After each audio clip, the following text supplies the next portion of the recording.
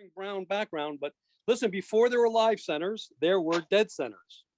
And that's what you got with your lathe in the 40s and 50s. Hey, I And have one, and we used to put right? axle grease on it. Well, that's it. And they suggest that you use tallow, whatever tallow is, or as Rich says, axle grease. But the idea was it's stuck in the tail stock, and the wood spun around it, but it had a point. And this particular one has a nice long point, and it also has a ring. But then come around, oh, I don't know exactly when. I would be guessing, but I know metal turners would use what was called a cone center, and it was in this case, I have the one-way cone center that's in the live center. But if you look at it, it's a 60-degree cone, and it worked great for metal. Of course, if you use this type of a thing in wood, you have a miniature log splitter. It very often split, especially spindle orientation. It would be a recipe for disaster. So I have a number of live centers, and the ones now that they've designed have the point, and then they also have a ring. So the point is essentially for alignment. And then as you press it in, the ring makes the contact and helps keep the piece in place. Here's another one that's a little larger. Again, the point in this one is removable. And the important thing is I think the new 12-inch Powermatic lathe comes with a cone center like this, which is kind of useless for wood turners, at least for spindle turning. So again, it's key to have your live center have this ring, and in this case, this point is removable.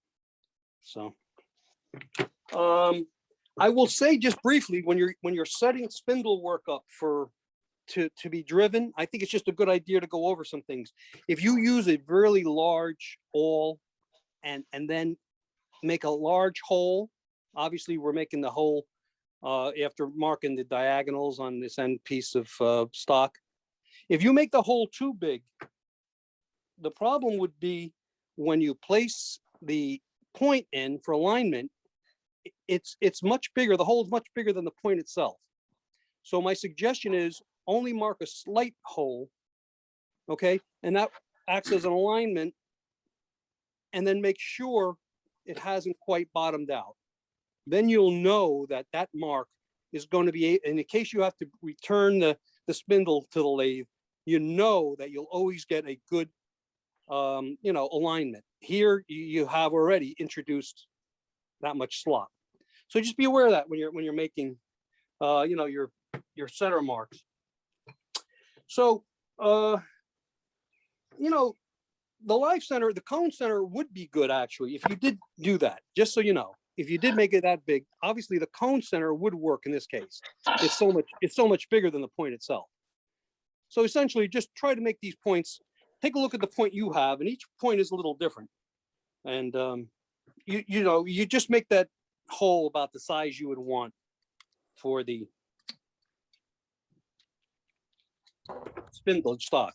So when you get the one way or the robust or the Powermatic, I'm not sure which was the first one. I'm assuming one way was around longer than robust. So I'm thinking they were the ones that maybe came up with this design. It's really a wonderful design. It's real versatile. You'll notice there's a hole here, and this is the tool they give you. This tool does two things. It'll go in when you revolve the stock, the center, you could lock it in place. And that becomes important because now when you screw, which cone you screw on, it's now locking it. So you could, and it's important to make sure, and you'll see that this cone is machined, because it's important when you use it, when you make it, that this machine part here, this recess, seats nicely onto the face of this part. Otherwise, you won't get a really true running center. So that's an innovation. The fact that this part of the nose on the revolving center is threaded. And then you could also use this. I'm sorry, somebody has a question? All right. You could also use this as a knockout bar to remove the point. And of course, it's probably not going to come out now. But the idea is this will come in. Now, if you don't remove this point after using the center for a while, the resins and stuff can act like glue. So I would just suggest like a penetrating oil, let it sit for a while, and eventually it would come out. And if you look at the point itself, it's replaceable. One Way sells them for like $3 or $4. And it has a taper. The taper sits into a taper inside the nose here. And there's a chamfer here. And what's good about this chamfer is that it could act also as a miniature cup center. So let's say you're going to do, an example would be a spindle, and you have the stock attached with a 4-jaw chuck, and you start working on the end of the finial. And as you start progressing down to work on other elements, let's say you start having a lot of flex, you could take that chamfered part, and what's nice is this will fit in. Now that's around 3/8 of an inch. So if your element is 3/8 of an inch or larger, it will bottom out. Here's a better size to show that. So this finial is larger. Let's say I had turned this finial, I could then bring up the tailstock, and it sort of seats in there nicely. You should use some kind of cushioning, but I would say whatever you use to cushion it, you don't want it to be bunched up in one side or the other, because then it won't run true, obviously. So you could use various things to cushion it. I've used like the tips of caulking tubes, right? That's a cone shape. If it's a very small finial like this, you can use the crazy, not the, from Star Bond. The glue that they have at Star Bond he sometimes supplies you with these really nice cone shaped plastic tips, and they work really great. But the important thing is make sure that you utilize that cup center when you have even something like this, something round like this, and you need to support on the tailstock. It'll seat very nicely right into it.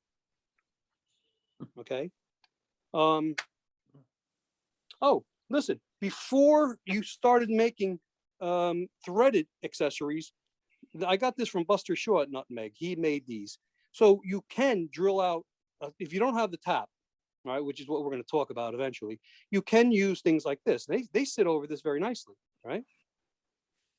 And it works pretty well. The thing is, you can get some run out because it's not seating up against this part that well, but it does work very well. And before I bought the tap, I did the same thing with various accessories. This will seat on here tightly, and it's a great way to do it if you don't have the tap. But if you do want to make some of these accessories, and Rich, we can go to the slides now. If you do want to make some of these accessories and you don't have the tap, just let me know. I'll be very happy to let you borrow it.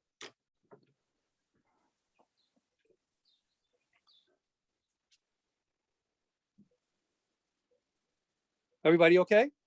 It's a pretty Yes. pond. Joe, you're making a pond too. Looks like Rick's. I do, yeah. So anyhow, these are the two that come with the One Way. I think, Michael, I think Robust has similar cones that come with it. Okay. Yeah, the cone that's in the background is bigger, but Okay. the one in your hand is the same size, I think.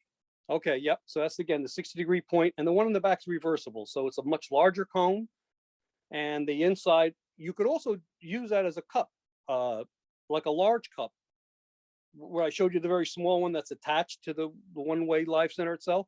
That's now a very large cup. And if you're doing something very large, it'll find itself, especially like a round object, will find itself centered if it's, as long as it's a cylinder. Yep. Next slide. Hey, Joe, Yeah. something you may not be aware of. The Robust, I figured this out by accident, purely by accident, but the Robust center comes with the point. But if you reverse the point, like Yeah. on the One Way, it's not tapered, it's straight, and it gives you a round 3/8 inch plug. And Oh, wow. if you make a circle cutting jig on your bandsaw and you make the Yep. pin on the circle jig a 3/8 inch hole, then you automatically have a hole in your piece to put up to the Robust 3-inch round stud in the Live Center. Wow. Okay. I didn't know that. No, that's great. I That's found great to out by know. accident. Yeah. So essentially, that's what it is. You'll find yourself needing these accessories as you work with various projects that you're doing. But this again is just the tap. It's a 3/4 inch by 10, and it's tapered at the bottom. And next slide, Rich. That's just a close up of what it is, in 10 UN. So I use stock that's about at least 1.5 inches thick. You don't want to make these cones out of anything much smaller in terms of thickness, because you do have to thread it, and then you do want to shape it. There might be times when you don't need it, but I would suggest 1.5 inches. So here I have this mounted on my stronghold, one-way stronghold chuck, and it's about a 3-inch square block of 1.5 inch maple. You certainly can laminate, some 3/4 inch stock into that size if you don't have it. But also, for those who want to make it, I have a lot of this maple stuff. So, you feel free to ask for some of that too. So you use a 5/8 inch wood bit. And of course, you have the Jacob's chuck in the tailstock and you're drilling through. And with 5/8 inch, you don't have to worry about damaging the bit when it goes through. The inside of those jaws have not closed down enough where you would damage the drill bit or the jaws. Yep, next slide.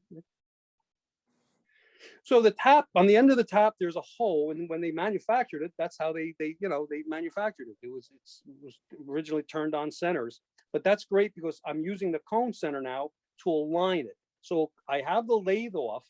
Okay, the piece is now still in the chuck, and I lock the spindle lock on the lathe. And now I'm just placing the tap into that 5/8 inch hole, and I'm going to bring up the tailstock. Next slide.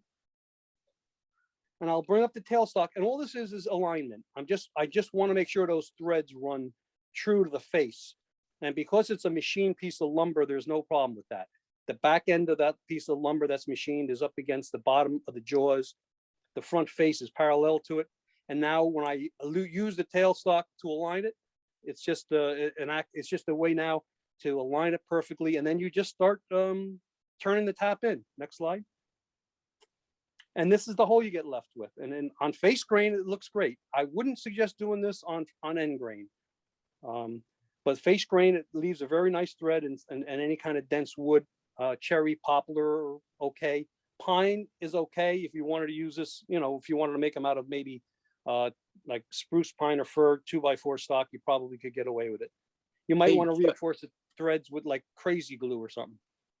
Hey, Joe, when you do the threading, do you have to do a half a turn and back it off like with metal, or can you just go straight in? No, that's a great question. And yeah, you go straight in.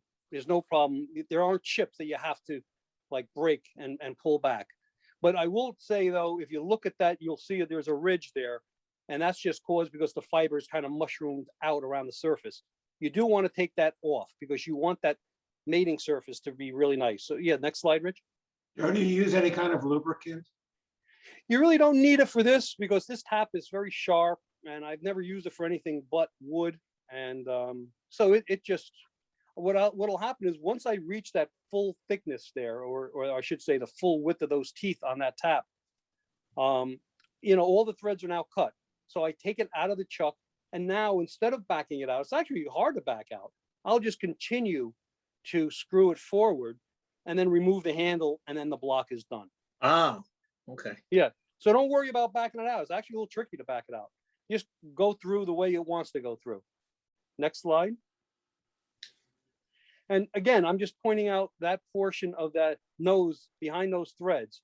That is your mating surface. So make sure when you thread this on that there aren't little fibers, because then it won't run true. And that's the whole point. Yep. Next slide. Joe, I think you had trouble backing it out because you forgot to let the thin CA dry. That's right.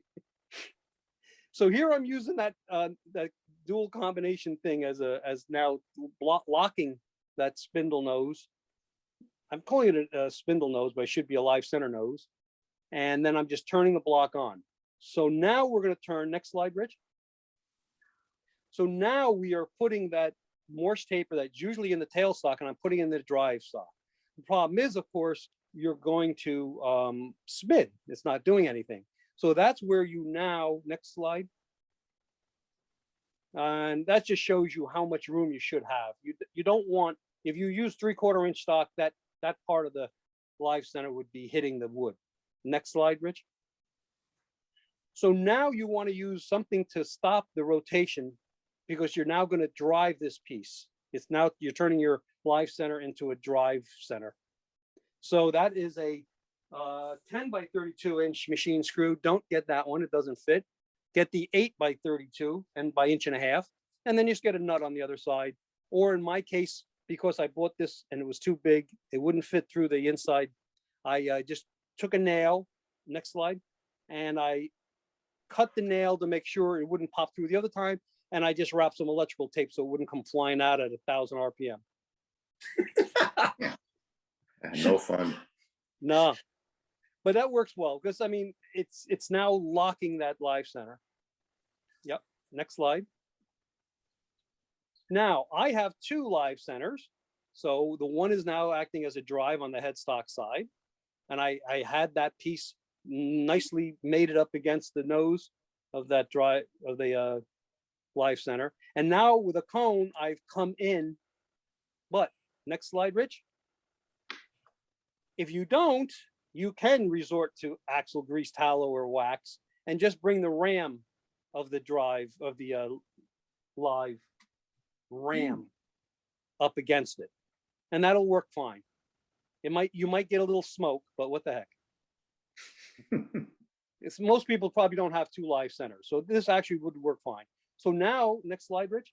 It's just a process of shaping and forming. In this case, I'm just knocking the square down. Next slide. And I'm facing it off. And next. Oh, so one of the things, if you look in the catalogs, you could find what's called the one-way live center adapter. There's other adapters. If you have a bowl or even a hollow form that you have mounted on a chuck, and let's say you want to reverse it, there's always an issue of alignment. Maybe you want to put a platter on cold jaws. Now, how do you align it?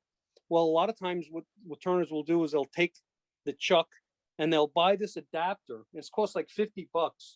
And it goes onto the threaded portion of the live center. But what's nice is you then bring that chuck that is now tied to the live center, and you're able to bring it up to, let's say, the cold jaws, and it gives you alignment. But the part of the one-way jaw before the thread starts is this size, a little heavy, 1 5/16. Next slide. So what I've done in this particular case is I've measured that, and then next slide, Rich. And then I match that size with a very slight taper to one of these things that I'm making. And I've essentially made my own live center adapter that would be able to have my chuck go onto the live center and then align it. And next slide. And here I am just fitting the chuck. Next slide. Hold on a second. It's Oh, I'm sorry. It's not working. Hold on. Oops, whoops. That's good. That's good. That's good. We'll move it along. So essentially, I'm just fitting it, making sure that it's a nice tight fit. And if you don't understand what I'm talking about, I'd be happy afterwards to explain a little bit more of how this adapter works. But essentially, I had about an hour, and I made an adapter that works probably as well, if not as well, right? I can't imagine it not. So it works well. I've used it. So there you have that adapter. And the next slide. Here I'm just making a smaller cone. The cone that they give you is just way too big. It goes from the one to the other, and it's really large size. And the next slide. And here I'm making a cup center. So that acts really as a great way to maybe mount a handle. If you're making a handle and you now want to drill a hole, that'll seat in the back of that round handle that you've already turned. And the next slide. And there you go. There's your custom-made accessories for the one-way and robust and Powermatic live center. Great. Cool. Very good. Very nice. Nice job Thank you, guys.